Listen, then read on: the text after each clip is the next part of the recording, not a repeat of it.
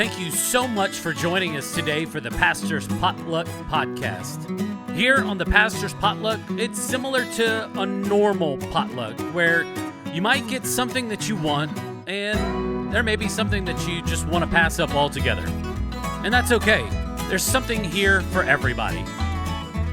Our goal here is to encourage you and maybe in the process entertain you. If you're ready, let's dig in. Hey there, thank you so much once again for joining us for another episode of the Pastor's Potluck podcast. Today we have Jessica, our children's pastor here at Southridge, joining us. What's up? How's your day going? Good. It's just starting. I know. Like I feel I like just got here. Yeah, I feel like I haven't even began to like digest my breakfast yet, and like we're already like hitting the ground running and making things happen, and I'm not getting like that energy that comes like after you eat something usually. But yeah, I'm excited because we are going to be starting a series of these episodes where we're just going to be talking like a day in the life or a week in the life or a month in the life of all the different people that are on staff here and what a typical week looks like. Maybe talk about some other things, do some plugging of maybe some future events.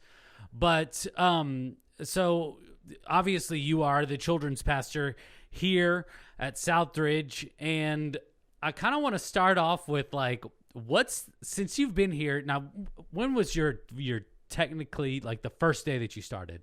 August 8th. So you've been here for like 5 months. Yeah. Okay. Yeah. So you've got to have already like a pretty good story that you know can sustain like conversations whenever people ask this. But what's the funniest thing that's happened to you like since you've been a children's pastor? There's actually probably been a couple of funny things. Conversations with kids are always funny. Yes. Some funnier than others. It's the way that they perceive life. Like it really is. On a Wednesday night, when we were doing Jingle Jam practice, we were talking about how God created us. Like God created us. Everything about us, He created. He created us. He created the sun and the moon and the stars and all these other things. And this one little boy raises his hand. He's like, "Wait a minute. I thought our parents created us." And I was like, well. And the look on his face was just so serious. And in my head, I'm thinking, oh, please don't say anything else. Like, we got a lot of kids in here. And so April Scott is in there with me. And she's like, she could see that I was starting to like break. Like my the laugh was starting to come. And so she goes, "Well, yeah, like your parents and you know," and he's like, but our parents, like I thought our parents and their genes created us. And April's like trying to interject. And from the back of the room, my nephew, bless his heart, raises his hand and says, "Wait a minute, I don't wear jeans." And I'm like, I'm done. I'm done. I am done. I can't with you. So it's little conversations like that. But then the funniest thing I think would be I was cleaning the toddler room. This was like, I don't know, back at the beginning of December. They must have played with Play-Doh that day. I didn't know this. And so I was in there and I'm vacuuming, and there's something that's like this little tiny brown rolled up piece of what does not look like Play-Doh, but looks like what might come out of a toddler's diaper. That's what looked like was in the floor. And so I'm like vacuuming, and this piece just keeps rolling all over the place. And I'm like, what in the world?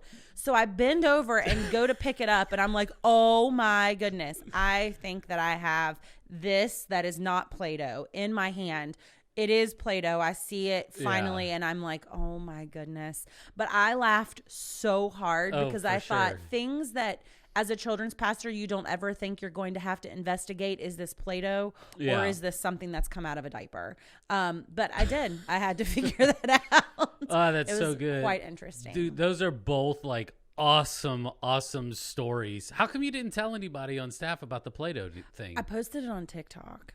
Oh. Actually, I just started TikTok like a couple weeks ago. Yeah.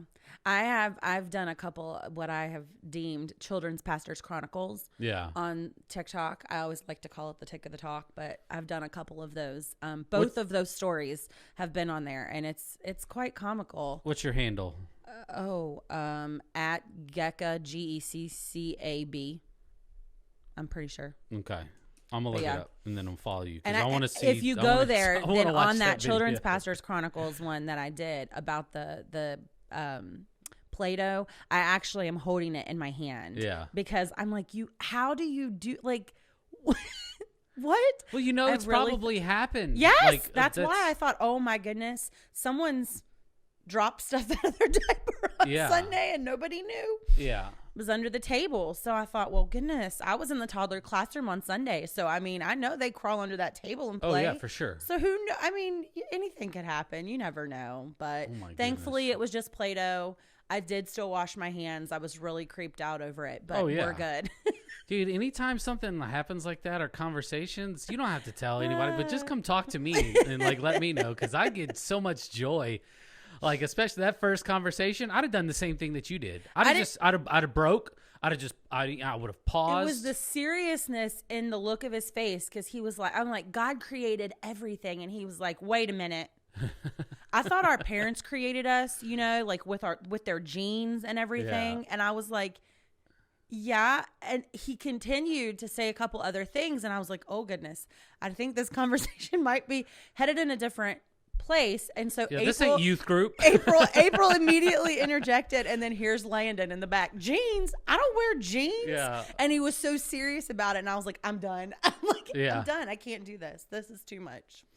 Yeah. So good. So good. Well, let's start to walk through what like a typical work week looks like for you.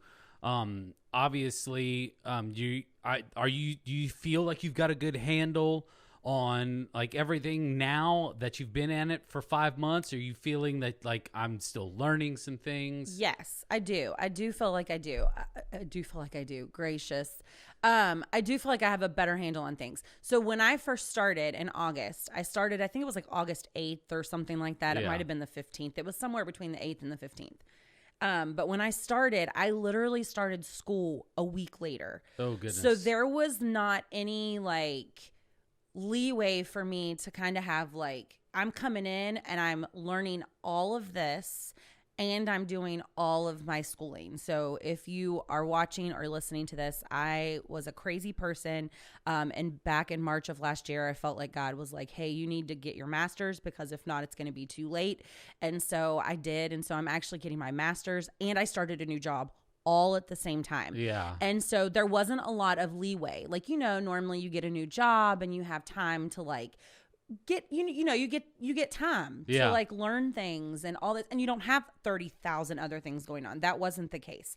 But what happened was I came in and I had all of this stuff going on. And then what was wonderful was by the time December rolled around, we had 4 months under our belt of doing stuff that's kind of already been planned out. Yeah. And by the time December rolled around, Christmas break, it was like, oh, we can do this. Like, we got this. Yep. We're going to start planning ahead. We're going to get stuff done. And so now I feel like where I had that month of December off from school, I had a full month to really kind of focus on things that I had not had a chance to focus on. Yeah. Or that maybe were being pulled, my attention may have been being pulled in other ways. So like curriculum is planned clear through March. Like things awesome. like that we don't have to worry about. Yeah. And previously it was like, oh my goodness.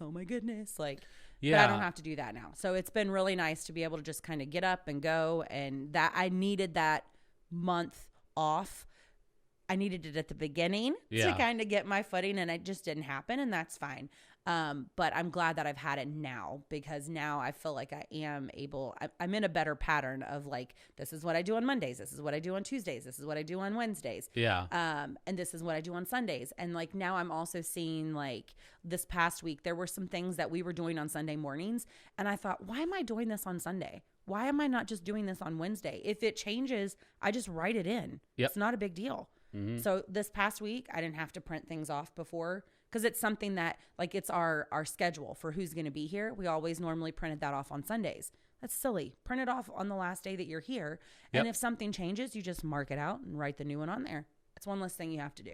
So little things like that, kind of tweaking it and making sure that it fits what's going to work best, because I don't want to feel rushed or anything like that. So yeah, I feel like I'm getting there. Good. Much better than I was 5 months ago. Yeah, I kind of feel like your sentiment, like in the terms of, for like, obviously we, just because the worship team does stuff for, you know, the Thanksgiving and Christmas services and things like that, like we're always moving and doing stuff. But like right now, like our major focus is we have a night of worship coming up. We've got, then we're like full steam ahead with like Easter and like our services and planning and making sure that that goes through. And so kind of like, not necessarily like my time to rest, but my time to kind of catch my breath is, for me, is like after Easter. Yeah. Kind of catch my breath, focus on some things of how I can continue to move forward. And one of the things that Pastor Scott has been teaching us as a staff is to not work in your ministry, because there's obviously things that need to get done every single week, and that's working in your ministry, but working on your ministry. And it's kind of like gas for the engine. Yeah. It's how are we moving this thing forward? How are we thinking outside of the box? And that's been like one of the awesome, like the most incredible things to be able to think about things in that aspect, because I worked in my ministry for so long, but how am I working on it? Right. Like, how am I adding fuel to this fire? How am I pushing things forward? But not only myself as a leader, but myself as an individual as well. And I could see the leaps and the bounds that you are making as well. Like you're, a lot of the times, some of the stuff that we do is very thankless. Yeah. It's just like we rinse and it appears that we rinse and we repeat stuff on a week in and week out basis. But I can see from the outside looking in, like you are growing in exponential leaps and bounds. And it's awesome to see that. So Monday morning or Mondays, what does a typical Monday look like for you? I know the answer to this because we pretty much we spend all day together Monday. Mondays are different every other Monday. So Monday, like this past Monday, we had our service planning. So we always start that. That's the first thing we do. Come in, we do service planning. We kind of just do all of that. Service planning is just a time for all the pastors and Belinda to get together, and we kind of go over the service from the day before, and then kind of plan for the future weeks. And so we're doing that, and then we do one-on-ones, check-ins with. I check in with Pastor Cheryl on my one-on-ones, and if it's not one-on-one week, then we're doing staff meetings. Yeah. And so that's kind of what Mondays look like. Those can be short, those can be long. It just depends. And then we talk about this too. We talk about the podcast. Yes, we talk about the podcast. We talk about actually all three of our podcasts. Yes. I don't know if y'all know this, but we have 3 podcasts that we do. So we do the sermon podcast, we have the Extra Point as well, and then the Pastor's Potluck podcast. So and I got to give a shout out to this, you know. No, I don't know why I'm plugging it like on the actual podcast, but you know, sometimes you got to do what you got to do. I know. I feel like we just don't talk about it enough. I know. We all talk about it. I know, because it's like a highlight for everybody, because we get to come in here and we goof off, and you know, we have some really great conversations. But so sorry, I'm rabbit trailed. So Mondays are normally meeting days, and then also on Mondays I do cards. I send out cards every Monday. So I don't send them out to all my volunteers. I'm so sorry, but I don't. I send them out to people, like maybe one from each classroom, just so people know, like, hey, I saw what you were doing. I appreciate what you're doing. Yeah. And so I think that goes a long way. I know when I was volunteering in the teen ministry, that was something that Pastor Anna did, and I appreciated that. Like, sometimes those cards came when I least expected it and I needed it. Yeah. And so I want to make sure that we're pouring back into our volunteers. And so I do that on Mondays. I send out, I work with the Recovery Point ladies and their card ministry, and make sure that, you know, every lady that shows up here on Sundays gets a card throughout the week, the following week. And so I'm part of that. And I'm the one that sends out like who's going to do what to who and send what to where and all that fun stuff. But those two things are normally so after meetings, those two things are my normal main priorities. And then Mondays, I try to go through every classroom and make sure that it is reset for Sundays. And there's no Play-Doh. There's no Play-Doh on the floor. Sometimes that works and sometimes that doesn't, but that's the goal. The goal is to do that. And then there's things that come up. Like this past Monday, we ended up having 2 extra meetings that we don't normally have. Yeah. And that was fine. I still got my cards out on Monday. I still got the recovery point stuff done. So those 2 things, no matter what, I try my best to make sure those get done. Because other people are waiting for those things. Yep. And so those are my 2 main priorities after meetings, and then those 2 things. And then whatever else needs to be done on Mondays, that's what gets done. Yep. And then Monday nights, I have refit.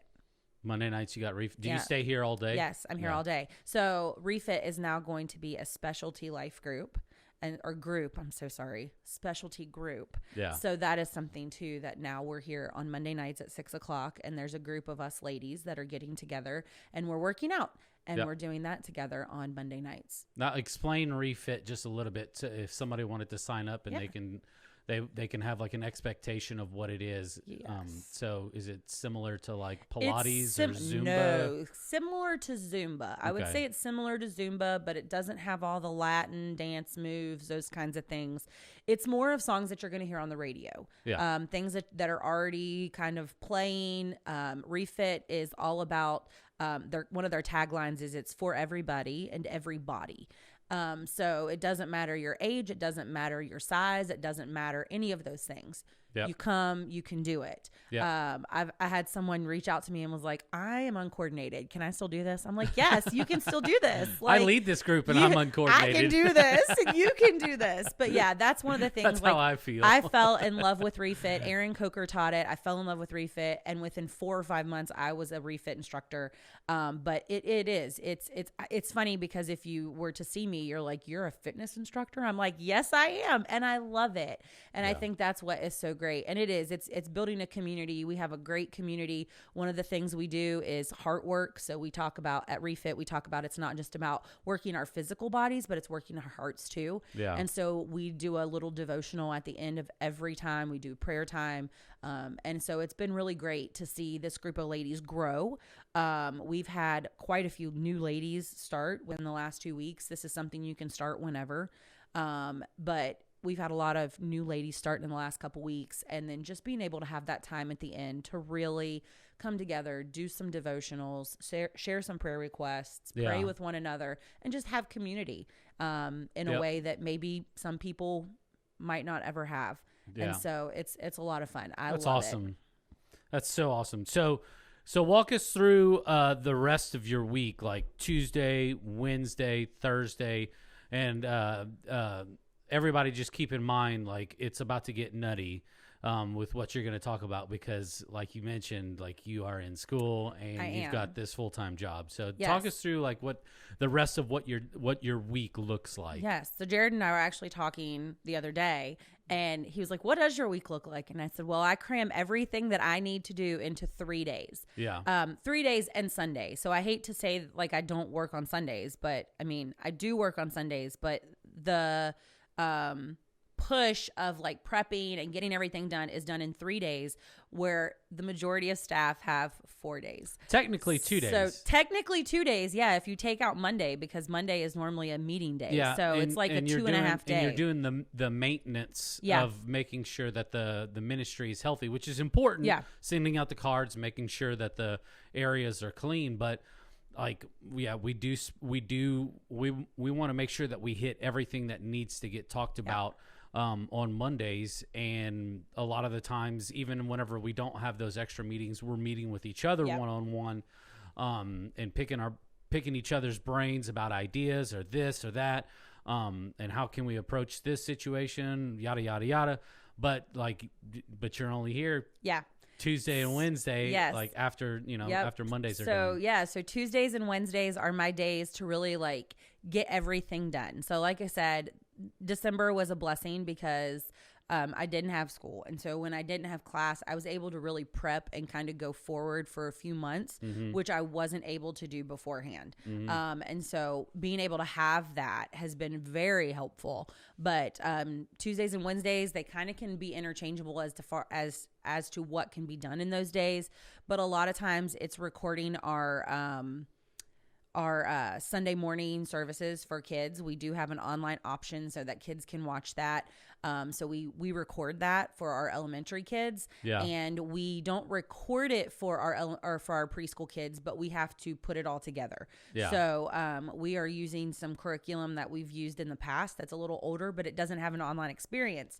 So that falls on us to be able to put that online experience together so that those preschoolers and toddlers that are watching from home can have that same experience that they're going to have here in the classroom. And then the same thing goes for our elementary kids that are not able to be here in person. They're able to watch online. So we're recording that. We're making sure all of that prep work is done. Any prep work that needs to be done for the classroom is done. This week, we're making sure that all the stuff for their new Bible verse game is going to be done and things along those lines. So it's making sure that all of that kind of prep work for Sunday is complete so that we're not worrying about anything else. Throw in random things that may have to come up or work. It's planning events. Right now we're in the middle of, I hate to say in the middle of, because I feel like we're just starting it, but we really are in the middle of planning Easter. Like you said, like you're in Easter mode, but like we're also in Easter mode in that like we have huge Easter egg hunts coming up. So that is already being started to be planned. We're doing a big kids spring break event. And they're going to be doing something on spring break or during spring break for Kanawha County. And so planning those kinds of things, that takes time. Like last week, I made lots of phone calls to see who was going to be able to give us the best deal on this at this time. Where's it going to work? So those kinds of things are really what's done throughout the week. Building relationships with volunteers is huge. It is. It really is. It really is. I mean, it's huge. One of the things that I do every single Tuesday, I do a Tuesday update. Mondays are so busy anyways. And for me, it's like I need a day to process between Sunday and the next day. So for me, Mondays are our days to kind of, I feel like, to process like what all happened on Sunday. What all do we need these volunteers we call our volunteers in the kids zone our influencers. What do we need our influencers to know? What do they need to know for the next week? And so we do a Tuesday update that happens every single Tuesday. We post it on our Facebook page.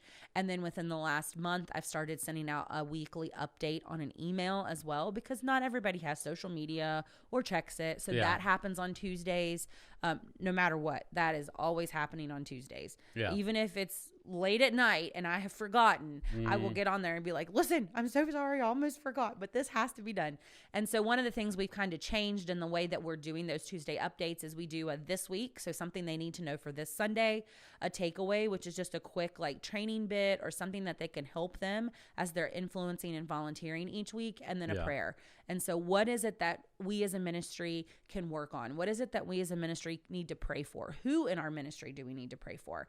And so those are the three things that we have kind of done over the last, we'll talk about Children's Pastors Conference, but that's one of the things that I took away from the Children's Pastors Conference a couple weeks ago was when you're working with your volunteers, do this, and this. It's easy, it's concise, and they'll know exactly what's expected of them. And so that's something we've kind of integrated within the last month for that. So that's something that's always done. And like I said, it just varies. But I do all of that Monday, Tuesday, Wednesday. And then Thursdays, I actually do internship for school. And so because I intern on Thursdays, I also intern on Fridays. And my classes are Fridays and Saturdays. So I don't get what everyone else is calling their Sabbath. I don't get that. So Pastor Scott and Cheryl have come together and they were like, listen, if you can get everything done that you need to be done in those 3 days, take Thursday afternoon and make that your time. And so I do. If there's something that's pressing that maybe I did, like last week, I did have to come in last week and get two like small things done. As soon as those were done, I was able to leave. Yeah. Super simple. So like this Thursday, I get to go to lunch with a fellow children's pastor that I met at the Children's Pastors Conference. We're all going to lunch on Thursday. Nice. So those kinds of things are still taking place. Relationship development and those kinds of things are still taking place on Thursdays, but I may just not be physically here in the office. Yeah. But things are still taking place. So yeah, it's a lot, but it's fun. Yeah. It's almost like this, I think there's like a healthy struggle because I think it's keeping you very grounded, but also like just maintaining the time between work and school and all of this that you've got going on. I mean, most people probably didn't even know that you were going to school full time while you were doing a full time job. So keep your head up, keep smiling and keep pushing along for sure. Because you're doing great things. It's awesome to ask, because I have two of my kids that are in the kids ministry here, and it's just awesome to hear them learning the things that they're learning, because every time we get in the car, it's just like, hey, what did you learn today? Yeah. Well, I learned this and this and this. Sometimes it's like, we played this, and they want to talk about the games, and that's to be expected because they're kids, but they're excited about coming to church. Yeah. And I think that creating this excitement while they are young, it helps maintain that as they get older and they get more excited, and then they begin to understand like there's like really awesome things that I've learned from all the stories in the Bible or the examples of the way that people lived. And how to apply that into my life as they get older. So it's been really cool too. I can say that one of the things that I personally, and this is just me, one of the things that I have personally enjoyed, and I know that the kids are enjoying because I've heard them talk about it. Mm-hmm. My niece is one that every single time she gets in the car with me, she will tell me that this is her favorite thing. And it makes me happy because it's my favorite thing too. Yeah. But so we used a different curriculum for a while. And that curriculum provided all the music for the kids. And they were songs that I had never heard. I mean, they were songs that curriculum itself had made up. And that sounds bad. I don't mean made up, but like had written, and they were using performance and all that kind of stuff. And so you would listen to them for a month and then they would change for the next month. And so one of the things that we started was I was like, you know what? There've got to be, these kids have to have worship. They have to have worship songs that they're actually going to know. And then if they get into the car with their parents who are potentially listening to worship music, or goodness gracious, they go into, big church, as they call it. They could sit there and they could sing, but the songs that they were singing, they wouldn't know. Yeah. And they wouldn't hear anywhere else because they were specific for that. Yeah. And so one of the things we started back in November was we started using a different music and we're in the process of changing curriculum. So that's also something that's being done throughout the week, is figuring out what is our new curriculum, what's going to work for us and what's not going to work for us. But we started worship music, actual worship music, worship songs that the kids can hear on the radio in the car, in big church, like I said, they call it, things that they can do. They love Waymaker. They're obsessed with Waymaker. It's funny that you said that because Erica's she's doing the girls basketball coach down at Bible Center. And so I pick up my kids yesterday, and we get in the car, and they go, "Daddy, can we listen to Waymaker?" They love it. They love it. And I was like, and I'm sitting there thinking, I'm like, yeah, they're getting this from kids' church. I remember hearing that they're switching up the music for this. They love it. Yeah, and we have listened to we've started slow as far as like integrating some of these songs. So Waymaker was one of the first ones we did. What was the other one? Oh my goodness, Graves to Gardens is one that we've done. They really liked that one. Yeah. That we've done Battle Belongs. That's what we're doing right now, because we're in a series right now called God's Wars. Yeah. And it's all about these wars, these battles that are in the Bible that God shows up. Yeah. And so I thought, well, we have to do Battle Belongs because that just fits. So we've done Battle Belongs. They like that one a lot. And then we've been doing Goodness of God. Oh, yeah. That's a great and there was one more. I can't remember what the other one was. So we've done 5. And I just kind of rotate those 5 through every so often. And 2 weeks ago, they were like, when can we listen to Waymaker again? And I'm like, oh my goodness. It's like Waymaker. So this past week we listened to all 3. They got to have 3 worship songs this past week instead of 2. But I think for me, that has been so amazing because yes, they do have movements and they have motions to help the kids remember the songs. But what was really cool, one of our volunteers on Sunday sent me pictures. And I haven't posted them or anything, but he sent me pictures. And I told the kids, I was telling him beforehand, I said, listen, this is a time of worship. And when we worship, we're just giving God praise. Yeah. We're giving him praise for what he's done in our life and what he's going to do. And I said, don't think that you have to do exactly what's on that screen.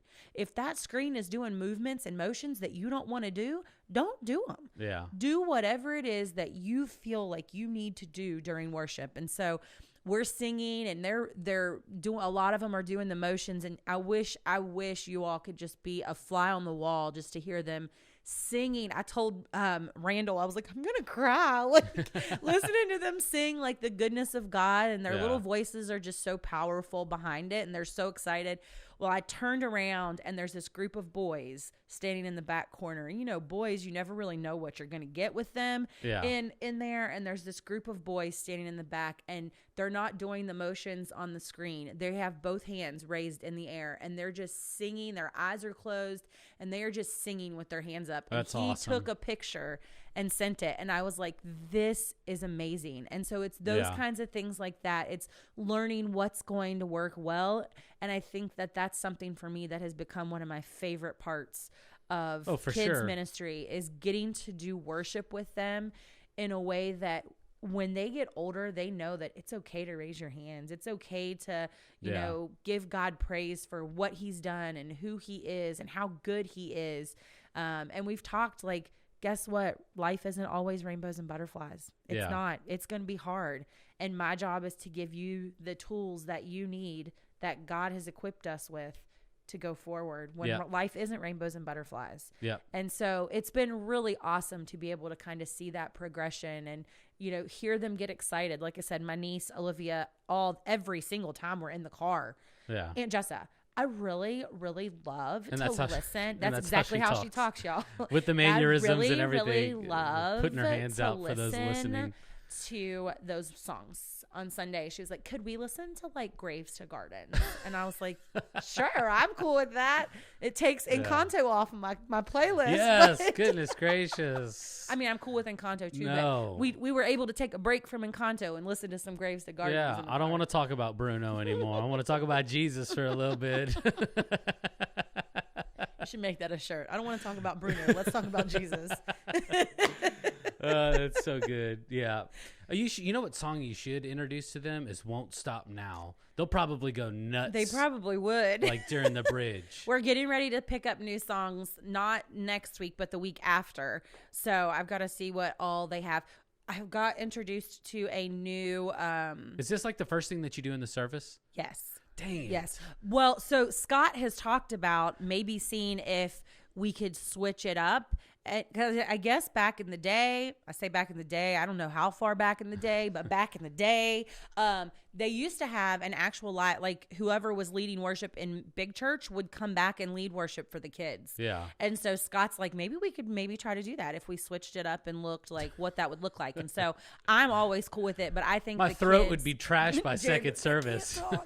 But I think the kids would enjoy that. But they really love, I mean, they really do. They love worship, and it's so much fun for them to be able to do that. Listen, if a kid is asking to listen to a song to do worship, okay, let's do it. Like, for sure. If that's what we need to do, let's do it. So Yeah. we added it in. We did 3 songs last week and they loved it. So, That's so but yeah, I awesome. love being able to figure out what songs they're going to like and what songs like maybe don't work out so well. Yeah. And so we haven't had any that really they haven't liked. They just really, really, really, really like Waymaker, as I think the majority of people did for quite some time.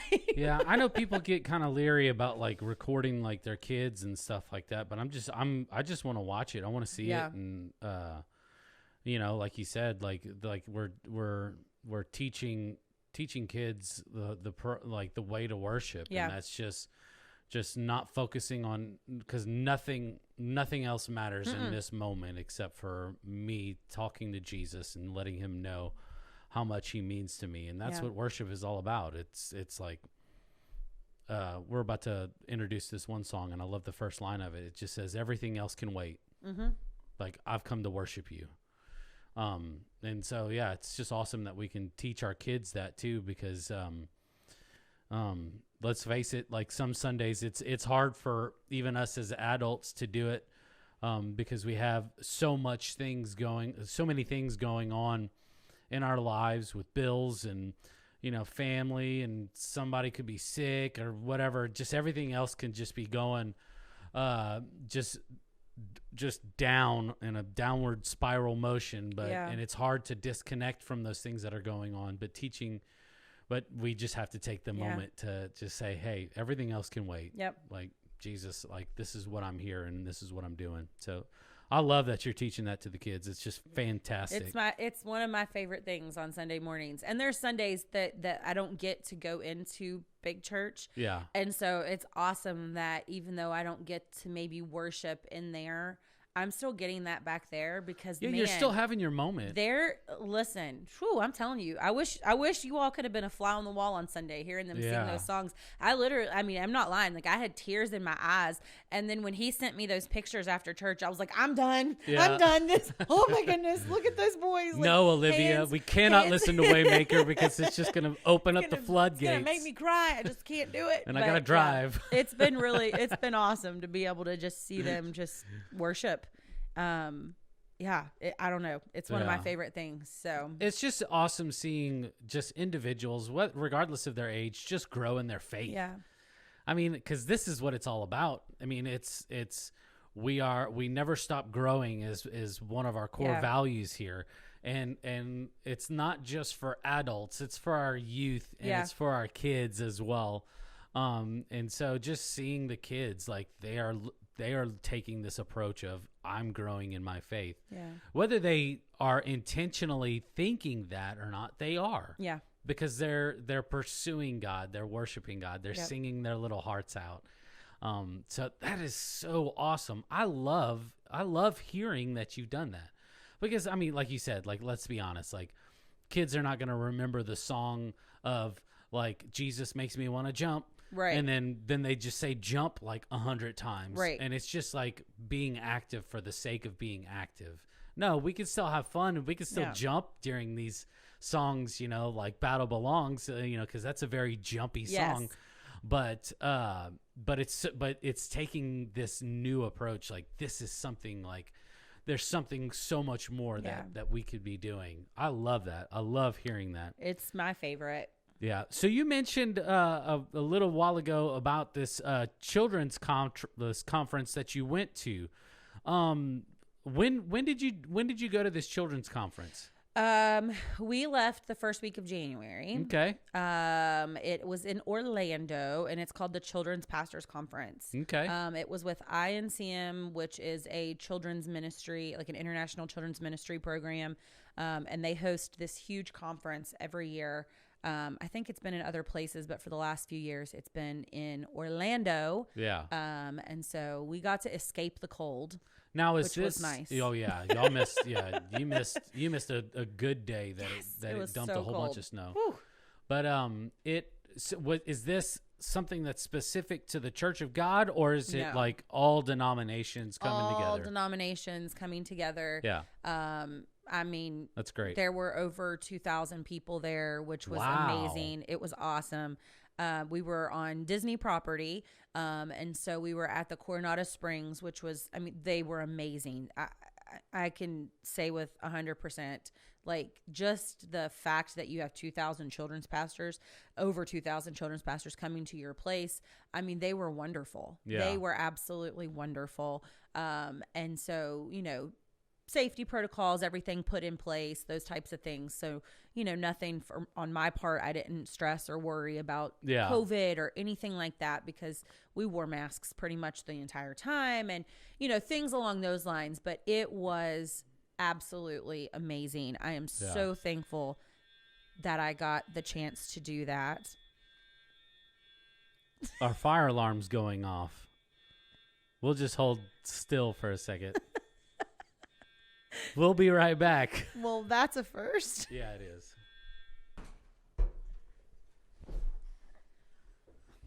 Welcome back. All right, we're back. It turns out old PD, our custodian, was using a steamer, and so the fire alarm kind of went off. It got up in the system. Week in the life. There you go. A week? Yeah, dude. That was perfect. Yes. Goodness gracious. This doesn't happen know what often, you're but there's gonna always expect. something that just grabs everybody's attention, and then we're like, all right, we're going on the hunt to track it down or whatever. So Goodness, that was funny. You are in Orlando, and it's really weird to try to get back on topic because I know. like for you guys, it was only like a split second that all this cut out, but it was like several minutes. So We got this. Yeah, we got this. So you are in Orlando. Yes. Children's Pastor Conference. Yes. You're staying on the Disney Resort.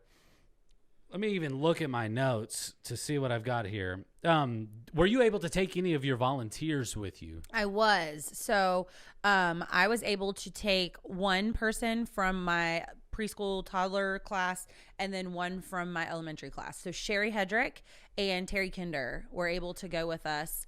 I say us because I'm thinking like the three of us, but the three of us were able to go, and it was, like I said, it was amazing. I had honestly had no idea what to expect. And I've already got it on my calendar for next year, and I've already said like, I'm going, like, no matter what, I am going. If I have to, like, I will do whatever I need to do to get back, because one, I needed it. I needed it. It was something that, as a new children's pastor, because yes, I've volunteered in ministry probably my whole life.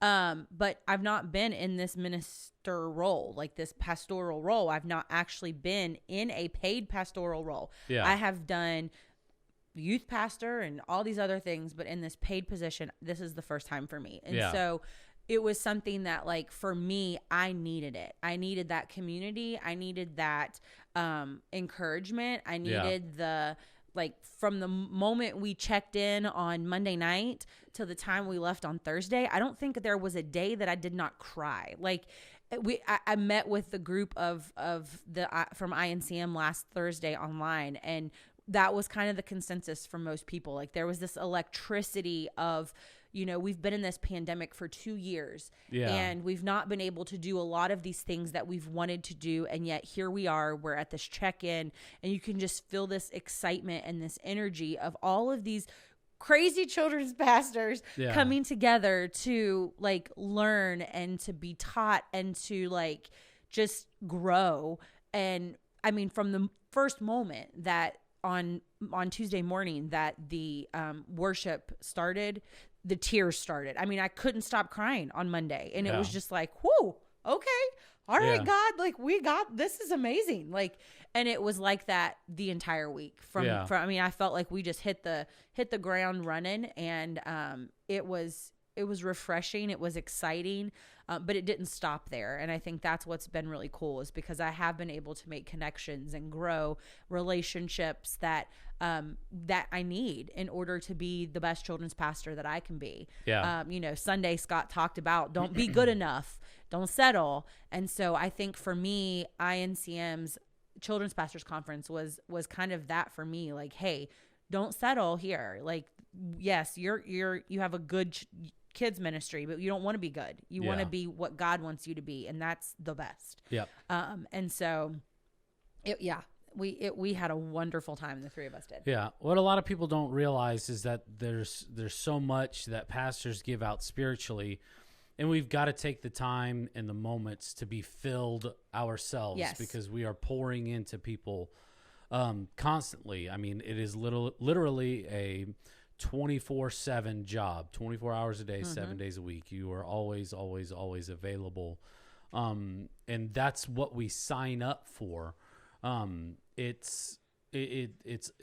we have to take the time to be able to be poured into as well, so we can be the best versions of ourselves every single week. So what was your biggest takeaway from the Children's Pastor Conference? Oh goodness. Besides all the Disney stuff that you bought, because you had to I mean, obviously, you won something while you were there. I did. But that wasn't the only thing you put in your bag. No, you had some Mickeys. So Sherry had been to a Children's Pastors Conference before. Yeah. Terry and I had never been. Sherry had been to, I think she said this was her 4th. So she knew what to expect. Yeah. And even her telling us, I still don't think Terry and I knew truly what to expect. But they have a massive resource center. I mean, massive, hundreds of vendors that are coming in, that are doing all these things. And so one of the people that do curriculum, it's called Orange Curriculum, and they were doing a giveaway for a Bible school, and it was actually the Bible school that we were looking at doing anyways. And so of course, for me, I feel like I never win anything, so I scanned a little QR code, put my information in, and I didn't think anything about it. And on the last day, on Thursday, I'm sitting in my last breakout session, and I get a text, and it was like, "Hey Jessica, you're the winner of Orange's VBS The Waves curriculum." And I was like, is this real life? So I go down to the resource center. I had to leave my breakout, and I had to go down to down to the resource center and get it. And I walk around the corner, and she's like, "Are you our winner?" And I was like, "Yeah." And she gives me, I am not kidding you, this massive wire basket with all of these things. It had snorkel gear in it. Yeah. It had kinetic sand. It had bracelets, sunglasses, the actual massive kit. And all I could saw the picture. Was look at the lady and say, "I don't know how I'm going to get this home." No. She said, "Did you fly?" I was like, "Uh-huh." I'm not driving all the way back to West Virginia. Yeah, I don't know. And I was like, "I don't either." We'll figure it out. We had to buy an extra suitcase. I saw the picture of it. You were holding it, and the base of it is at your waist. Yes, it's huge. And the top of it is right at the top of your head. It's huge. It is a big. It was a big thing. Yeah. So, but it was awesome, because that was the curriculum that we were looking at doing for Vacation Bible School. So and awesome. So now we have it. And so that was really exciting. But that would not be my biggest takeaway. I think that was your biggest my biggest physical takeaway for sure. Maybe that and Mickey ears. But I don't know. Terry Kinder may have taken more things home than I did. But so she's got them two precious babies. She said that she did not know that being my friend was going to be so expensive. Oh, yeah. Sherry and I kind of created a Disney monster with her while we were there. Yeah. So, but I think the biggest takeaway for me was just, and I've talked about this with staff, but I think sometimes I have what I like to call imposter syndrome, to where I don't feel like maybe I'm like, "Why, God, why did you call me to do this? Why me? Why are you are you sure we're on the same page here? Because I'm not really sure about this." And it's not necessarily that I'm not sure about it. It's just that I doubt myself a lot. And I'm sure that a lot of us do. We doubt ourselves. We doubt, are we really where we're supposed to be? Is this really what we're supposed to be doing? And so I think for me, Children's Pastors Conference was just a reminder that, hey, you are exactly where I want you to be. Because from the very first day, that very first time that we walked into that conference, that opening session to the very last one, there were just these little moments of people saying, "You're here because God wants you here." Yeah. Or, God has equipped you to do exactly what you're doing right now. And I went into one of the breakout sessions, and it was one that I knew that I had to be a part part of, because I am the only person on this staff that is single. And that makes a huge difference in ministry. I will tell you, it is extremely hard being single in ministry because, you know, everybody else has that person that they can go home to and they can digress to, and they can have these things, you know, all these different things too. And so plus that's also your partner in ministry, the person that helps you when you need help. Yeah. I don't have that. And so, it's very, very difficult. I mean, it really, and it is, I mean, it's very difficult, but I went to one of the breakout sessions on the first day, and it was called, being single in ministry or something along those lines. Soul care for singles in ministry, I think is what it was. And the girl said, and I actually have it written down here, but it said that she said, I was sitting in the opening session and I felt like God was telling me, you are seen, you are known, and you are loved. Because there are so many times that we sit there and we're like, do you even see me, God? Like, do you see this? Are you sure you're like, I'm where you want me to be? And she said, and I feel like there's people here today in this room that need to know that you are seen, you are loved, and you are where you're supposed to be. Yeah. And I was like, okay, I just got slapped in the face again. Okay, God. Okay. Yeah. Because it was like that constantly. And I think for me, that was just that reminder, like, you're where you're supposed to be. Yeah. Stop questioning it. Yes, there's going to be days that are hard. Stop questioning it. You're where I want you to be in this moment. Don't let Satan come in and take it over. I was telling staff, one of the things that we heard in one of our opening sessions was like, God has an agenda. Like, God has these things that he wants to get done in our life. We have things that we want to get done in our life. Mm-hmm. But there's also a third person in that equation that has things that are on his agenda. And he's trying to push that agenda way harder than what we are. And so I think a lot of times for me, that imposter syndrome is part of the enemy's agenda. Like, ooh, let's let her feel like she can't do what she's supposed to do. And so just being mindful of that. Yeah. Like, I am where God has called me to be in this moment. Stop questioning it. Yeah. Stop questioning it. You're where you're supposed to be. Who cares if you're the only single person on staff? You care about that, but nobody else does. You know, you're going to still have people that are going to be able to come alongside you and help you. I literally, listen, y'all, I felt really, really amazing on Saturday, because I came up here on Saturday with Randall, and we were building cubbies for the kids, and he's like, you want to use a nail gun? And I was like, heck yeah, I do. And then I started using it, and I was like, Randall, tools. This right here is like some INDEPENDENT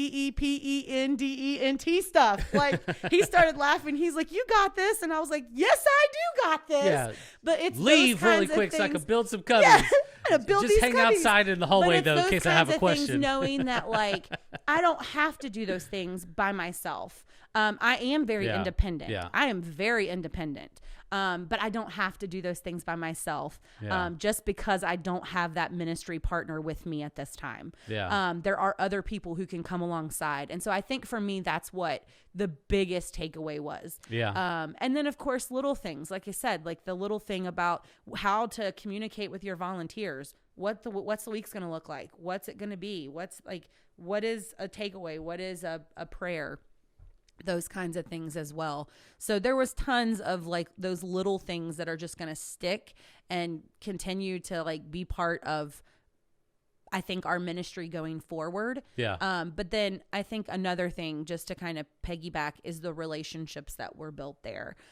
Sherry and Terry for sure. But then also other relationships. I met someone, we did a prayer unity thing throughout, a prayer walk through that first opening session on Tuesday morning. And I met a lady named Cindy, and every week I've been back for a month now. And so for the last month, every week, Cindy will email me, I'll email Cindy, and it's like, hey, what can I pray for you for this week? Yeah. That's awesome. So those kinds of relationships, I ended up sitting down behind a lady, that we were talking about the new curriculum that we're hoping to use. And she turned around and she's like, oh, you're looking at that? That's what we've used for years. Let's exchange information and let me help you walk through that new process. Yeah. Running into a children's pastor and his wife that are literally right here in South Charleston. And now we're having lunch tomorrow. Meeting people that live in Martinsburg, West Virginia. Shout out to Jocelyn and Christy. And I get to go see them in March. And we get to build that relationship and build those not just relationships like friendships, but also those spiritual relationships and those opportunities to grow as far as me learning from you and you learning from me, those kinds of things, I think has been really beneficial as well. And so we've been challenged to find mentors here, the staff have. And Cheryl and I were talking on Monday, and I said, I don't think my mentor is one person.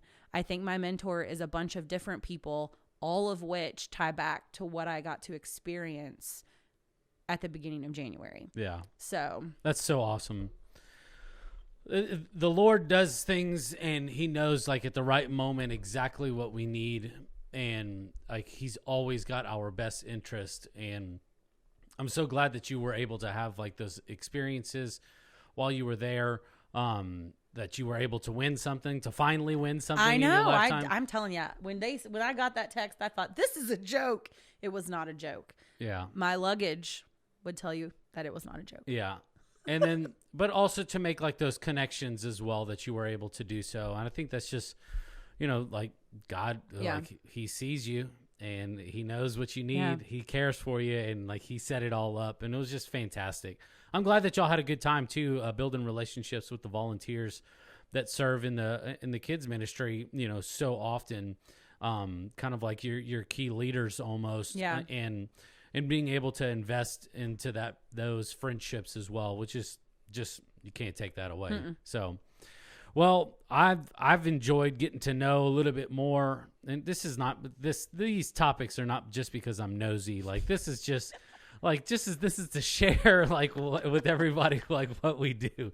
I am a nosy person, but like that's not the purpose of this. It's just to encourage people, just say, like we all go through similar things, but also to let everybody know, like, this is what it looks like to be in ministry, right? Because somebody could be called or being called into ministry. Yeah. And it's just a good way to kind of get people excited about what God's calling you to. Yep. So, well, what if there was something that we could ask you that the children's ministry needs, like right off the bat? Like, what is something that we can kind of help step up and help fulfill that need? People. Yeah. It's hard to run ministry if you don't have volunteers. Yep. And so it's hard to do that. Mm-hmm. And you don't want your people that you have now to get burnt out because they're being, back there every Sunday. But I would just say people, like, if you have even the smallest inkling that maybe, just maybe, you would be okay with coming in and rocking a baby on Sunday mornings, come and see me. Like, if it ends up not being your thing, it ends up not being your thing. But it's not going to hurt to at least say, hey, this might be where God wants me to be. Mm-hmm. This might be where I could be used. Yeah. And if you don't want to teach, you don't have to. You can be a support person and just sit there and hang out and play and do those kinds of fun things. Yeah. And so people, we really do. We need people so that we don't have to. Yeah, because if you don't have a certain amount of volunteers in one classroom, you have to merge or close those classrooms, because you have to have a certain amount of volunteers. And that's just like insurance wise, and then ethics, and it's just, we want to be able to hold all of our volunteers accountable, but also just to create safe, positive environments for our kids to thrive into. So just like you said, just having that one person in there that just wants to sit down and help a kid color. One of the things that, like, and again, this goes back to the Children's Pastors Conference, but that was one of the things on my heart all week. Like, how, like, where do we get volunteers? Like, how do we do this? And of course, there was tons of information given, but one of the things on the way back, I'm like, God, I don't know where these people are going to come from. Because where I am always back in the back, like, I don't always get to come out and meet new people or those kinds of things. And so I was like, God, I don't know how many volunteers we need, but I know that we need people. Like, we need people. And at this time, one of the things that I am asking my volunteers to do is, when we talk about that prayer portion, is we're praying for 10. And so if you're listening to this or you're watching this, if you can't volunteer, can you at least pray with us? Pray for 10. Yeah. 10 is just a starting point of how many people that we need. But 10 is going to help us get to where we need to be successful in this moment. That's just a starting point though. So I would say that I want to reiterate that, like, if you are not feeling like serving is where you need to be, pray for us. Pray for the right people to come, that God is going to send those right people. And right now, that number that is stuck in my head and is not going away is 10. I don't know why. I don't know. I have no idea. But for whatever reason, God says 10. And so that's where we're starting, is 10. So we need 10 people to take that kind of leap of faith in this moment. If it's more, okay, that's awesome. But 10 is where our starting point is. And that's where I feel like God is kind of leading us at this time, is start with 10 and we'll go from there. But we got to pray for them. Yeah. But also, like, we can't let our emotions get in the way of allowing God to work through us. Right. Because so many times we often put our personal preferences of things that we want to do and not do, and that holds us back from the blessings of God, because we are supposed to die to ourselves daily. We are supposed to put those things aside, and we're supposed to do whatever it takes to follow Jesus in whatever he is asking us to do. I mean, look at what happened to Jonah. Yeah. I mean, a fantastic kid's story, because they're like, they just learned about that. A big giant fish. The little kids learned about it on Sunday. And he said, I don't want to go to Nineveh because all those people are crazy. Like, they're doing all this bad stuff. And God just said, like, I'm sorry. Like, this is what I want you to do. Like, I'm calling you to do this. And he basically looked at God and said, I'm not doing it, and went in the opposite direction. And we all know the story. You know, he was in the belly of a giant fish for 3 days. And that's a very uncomfortable place to be in. Yeah. And it's funny. It's like, man, I should have just listened to God the first time, you know? Yeah. Look, and it's not that hard. Like, it really isn't. Sitting with kids will probably be one of the most rewarding things that you can do, because their little hearts and their little minds are just so they're like sponges. They're taking in every little thing that you're saying, and that even if you're just sitting down and spending time coloring with them, they connect with those moments, because somebody that is an adult is taking the time to do this. And let's be honest, like, there are a lot of foster kids that come to our kids ministry. They don't have that from their biological parents. And that's why they are in the foster system. You know, it could be a number of reasons why, but those kids are just need that time, just to have somebody dance with them while they're singing these worship songs. They need somebody just to sit there and even if you don't have, like you say, you have the heart for it, and you were just sitting in the classroom just to be that extra body, I guarantee you one thing's going to happen. There's walls that are going to be torn down.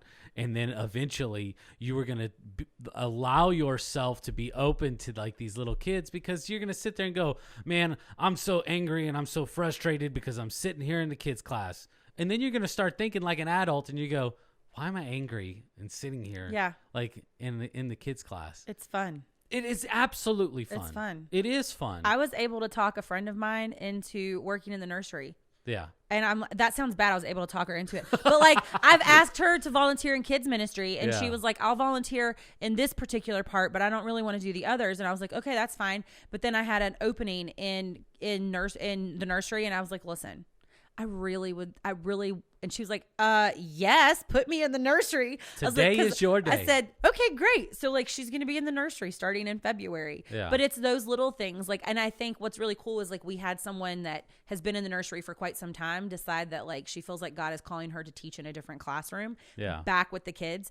And so her leaving that position that she's volunteered in for so long has left an opening now for a nursery position at 9 a.m. that someone else was able to walk right into. Yeah. And so, like, Cheryl and I were talking about that. Sometimes you're saying yes may leave a hole somewhere else, but it may be a hole that is already going to be filled by somebody that God has already calling to fill that hole. Yeah. And so I thought that was really cool, like, when Cheryl and I were talking about that the other day. But yeah, so yeah, it's fun. The type of volunteering like that, like, so I was, I'll give you a little story. I was at one of the previous churches that I was working for. They needed volunteers to go to the kids camp, and they didn't have anybody. Yeah. We didn't have anybody. And so, because I was on staff and I had kids going, I was kind of voluntold to go. And the great thing that happened is like the whole drive there, I'm frustrated because it wasn't anything that I wanted to do. Mm-hmm. I didn't want to do it. I didn't want to, I was like, I just don't have the patience for this or whatever. And I tell you, by the end of the first day, like it was in a complete 180 that had happened. Yeah. I allowed myself to be in the moment that I was there for, and just made real connections, not only with like my two boys, but also like the other little kids that were there as well. And just seeing like them respond to God in the message that were happening each and every single night at their chapel services.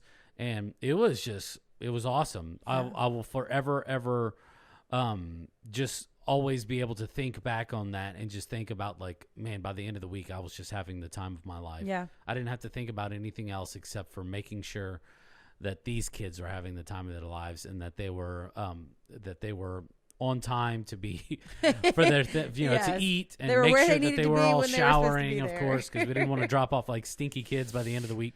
Ooh. But also to make sure that they were, that whenever they responded to the altar calls or the response times in the services, like I was there to be able to pray with them. Yeah. I mean, gosh, just being able to pray with a kid, it's just awesome. So yeah. Don't let your personal desires get in the way. It just reminded me, listen, this is how dorky I am. You know, our family's huge in baseball, but it just made me think, don't let the fear of striking out keep you from playing the game. Like, don't let the fear of, the unknown keep you from doing what God wants you to do. Yeah. That's what my head just went like, okay, that was the Sandlot, but it's okay because it's the truth. Like, don't let that fear keep you from doing what God wants you to do. Yeah. Taking that swing, taking that chance. Ooh, that's good. You can sign up to volunteer at src.life. But I'm dead serious. Like, I made a joke about it the way I looked at the camera just now, for those of you listening, and the change in my voice. But I mean, it's like, seriously, like, let's do this. We are better together. Yeah. And we can't do things. We can't be stuck in our Haran. We are going to Canaan. That has really challenged me this week. Everybody. Here's the thing. It's not just like you and me. And obviously it had connection. But I think it, like, anybody that's listened to this and was able to watch it, like maybe on the live stream or whatever,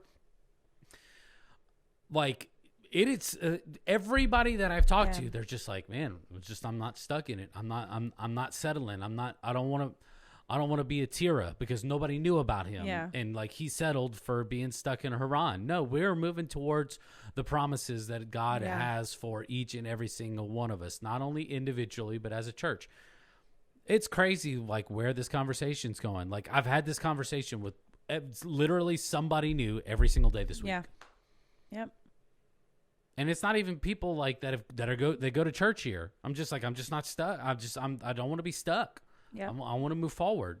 And they're like, man, where can I listen to this service? And yeah, exactly. SRC. No, I'm just joking. No, you can go to the Facebook and listen to it. But it's good. Yeah, don't settle. Like, let's move together. We're better together. Yeah. So, well, that brings us up to our mystery meat segment, which is going to be a complete change of pace. And once you hear this question, you'll understand why. Is cereal soup?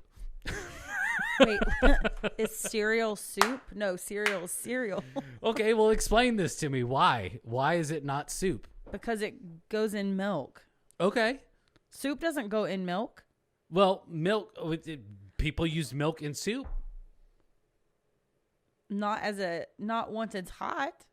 You can use warm milk, hot milk. You could use like if you're making like a clam chowder, you put milk in it. Cereal is cereal. There's two components. But think about this, okay? It is just a liquid with stuff that's in it, okay? But it's not mixed in prior to. It's something that you mix in. Okay, so whenever you're sick and you just eat basic chicken broth and just noodles, is that cereal? No, because that's it's not mixed soup. in. Yes, it is mixed in. Then how does cereal get mixed in? How does it not get mixed into your milk? I don't know, because you pour it in after. No, you pour it. You pour your cereal. Well, I pour my cereal in first and then my milk. Yeah, I don't think that's soup. That's not soup. just think about it. Think about it. I don't think that's soup. Take a step back. Soup for me is hot. Cereal is not hot. You can have hot cereal. Ew. You can have cold soup. Why would you, though? Have you ever had watermelon soup? That does not sound delicious. It's a cold soup, and it's actually like extremely fantastic. Is it like actually watermelon, or is it called watermelon for some other reason? No, it is. No, it is actual watermelon. So why don't they just call it fruit salad? Because it's not. It's more of like a broth. It's like watermelon, but it's like they put it through like a strainer, but it's really good. I'm telling you, it's like one of the best things that I've ever had. I went on a cruise one time and I had cold watermelon soup, and it was like so refreshing because you've been outside all day. Sounds like juice. No, it wasn't. That's because so it had weird. like other things in it. So it was like like the base of it was like watermelon, right? Like the juice, and then they had like cantaloupe or something, like the little balls, like where they take like the spoon and like they scoop it out and it's like a perfect sphere, like of stuff. And so they had like that in it. So it was a cold soup. I'm really trying to picture this, but okay. I've never heard of that. But you can have hot cereal. That's what they call oatmeal. That's hot cereal. Oh, I think oatmeal is just oatmeal. I feel like I'm asking the wrong questions. These mystery meat questions. I feel like I'm asking the wrong ones to the wrong people. Like, I feel like oatmeal is just oatmeal. Cereal is just cereal with milk, and soup is something that you eat for dinner. So can be cereal, because I might do that tonight. I know. Yeah, I had cereal last night. Cereal, though, is not, I don't know. No, I don't think they're the same thing. Is cereal soup? I don't know. Let us know in the comments what you think. Do you think cereal is soup? I think if I want to start breaking things down and like technically start doing this, I feel like this is a conversation that me and Anna can have like forever. Yes. Because I think that her and I are on the same wavelength like in terms of like we're out there, we both have art degrees, and so we look at the world in a different perspective than most people. We're gonna have to ask Anna this today. I am actually, as soon as I'm done recording this, I'm just gonna I'm not gonna wait for her to listen to this. Like, no. I kind of want to, but like if I were to break it down and like really think about like cereal and soup and think of the similarities in between them, because most people think just cold cereal, hot soup. No, you have hot cereal and you have cold soup. And see, for me, I don't see oatmeal as being cereal because it's thick and it's mushy and it's like people who like microwave the nonsense out of their oatmeal still, to where that to it's me like is just, but oatmeal in general, it's just I don't know. I think it's maybe a consistency thing. I think oatmeal would be more closely related to soup than actual cereal. I don't know. Maybe I just didn't think too much about this question. I liked it. It sounded great whenever I was writing it down. I like the question. I'm just convinced that cereal is cereal and soup is soup. Yeah. I kind of want to just like end this episode right now so I can go talk to Anna. We will be taking a walk across the church. Yeah, where's the fire alarm? Let the fire alarm go off again so we could like come back and see like what Anna says. This is what Anna says. You'll have to pick her brain on Sunday whenever y'all see her to see what she says. But no, I enjoyed this one. I enjoy all of our conversations that we have with all of us each and every single week. But I'm just excited. Hey guys, like seriously pray about it and just say, God, like take away my personal preferences and let me be used for your glory and not for anything else other than that. Because whenever we stand in the way of the creator of everything, then it's not allowing God to be fully glorified whenever we're in the way. Yeah. He's still going to be glorified, but I don't want to be in the way of it. So we get in the way of ourselves a lot. If I've got to stand around and jump up and down with these kids, then so be it. If I've got to teach a kid how to color in the lines or whatever, so be it. If I've got to pick up snacks off the ground after snack time, so be it. If I've got to pick up Play-Doh, so be it. So, oh yes, yeah, we can't wait to have everyone that is listening be a part of jumping on board and doing whatever it takes so that the gospel is shared. Not only shared, but shared to the best of our abilities. Yeah. And the way that we do that is we go in head first and we do whatever it takes. So, hey, we appreciate you all every single week listening. Crazy stat. We had somebody in Japan start listening. Whoa. Yeah. That's kind of cool. Yeah. We're only missing 2 continents now that people aren't listening. Got to hit them up. That we're like Antarctica. Oh, I don't know anybody there. Well, yeah. I don't know if the penguins are going to listen, but yeah. So obviously not that one, but there's we can't do that one because nobody lives there. It's all research stations or whatever. But so we are missing listeners in Australia and Africa. Every other spot in the world, we have somebody listening. Now, obviously, like we're missing some countries, but yeah, like continent-wise, where are you at, guys? Yeah, share this with all your Australian friends and African friends. I had friends from college just moved to Africa for missions. I'll have to say, hey, you should listen to our podcast, dude. And whenever it happens, I'm gonna know whenever you had the conversation. So be like, hey, so listen. Alrighty, guys, that does it for us this week. We will see you next week on the Pastor's Potluck podcast. Cue that beautiful music. Thank you so much for listening in with us today. We really appreciate it. If you haven't done so already, go ahead and hit that subscribe button. You can also follow us on social media, on Facebook, Instagram, and you can also watch the video version of this on YouTube as well. All you have to do is search up the Pastor's Potluck podcast. From all of us here, we want to say thank you, and we'll see you next week.